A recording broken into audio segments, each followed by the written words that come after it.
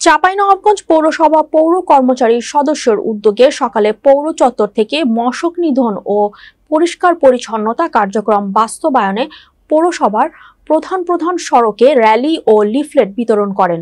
চাঁপাইনবাবগঞ্জ প্রতিনিধি মাহিদুল ইসলাম ফরহাদের পাঠানো তথ্যচিত্রের desk report. Chapainawabganj পৌরসভার এই মহৎ কার্যক্রম উদ্বোধন করেন চাঁপাইনবাবগঞ্জ পৌরসভার নির্বাহী প্রকৌশলী মোহাম্মদ তৌফিকুল ইসলাম। র্যালিতে নিজ সীমানা পরিষ্কার করি, ডেঙ্গু মুক্ত ও পরিচ্ছন্ন নগর গড়ি স্লোগানের মধ্য দিয়ে আশেপাশের সকল জনগণের হাতে লিফলেট তুলে দেন পৌর কর্মচারী সংসদ।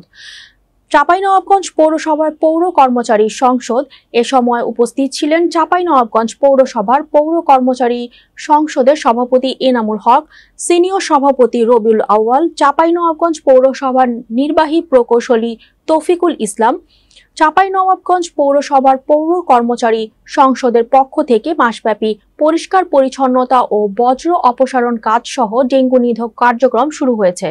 আমাদের সকলের দায়িত্ব পৌরসভাকে সুন্দর রাখা এবং স্বাস্থ্যকর পরিবেশ বজায় রাখা।